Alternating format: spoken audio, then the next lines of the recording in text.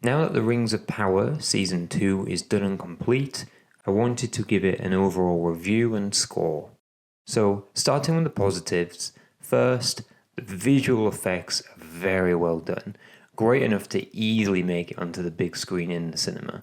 Be it cities, magic or Balrogs, everything on the digital front looks rather tasty.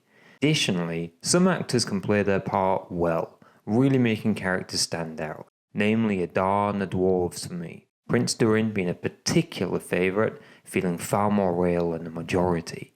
And whilst the bromance between him and Elrond isn't featured anywhere near as much as it was in Season 1, it's still a positive in my opinion.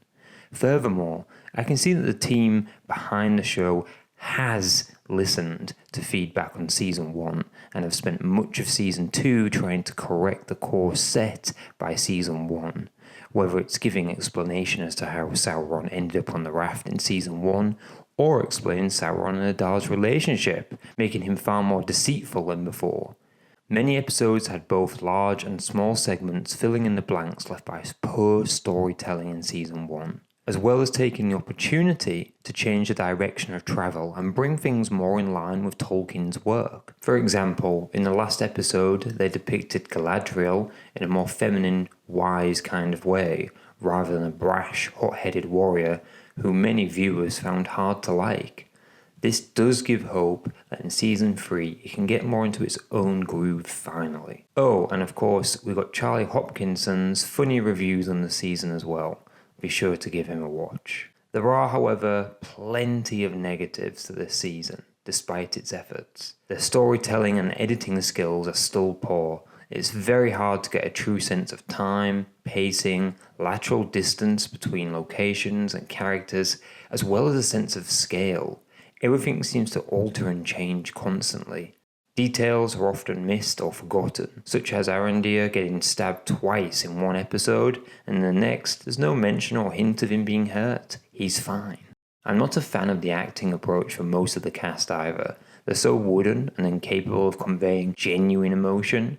And most of the love interests feel forced, like there's no actual chemistry between the actors or characters. It just happens because it needs to. With the exception of the dwarves, humans, elves and Númenóreans all feel very similar. There's nothing that particularly distinguishes them from one another. Typical fantasy differentiation has been diluted into a stale pile of slop. I feel they've failed to capture the elven magic, for example, that makes elves feel and look like, well, elves. Not to mention the stupidity of many characters throughout the season, continuing to plague the plot lines. And holy heck, don't even get me started the amount of nonsense they give a backstory to. The Dwarven Doors, the making of hobbits, why Gandalf loves small people so much. I'm just not interested, okay?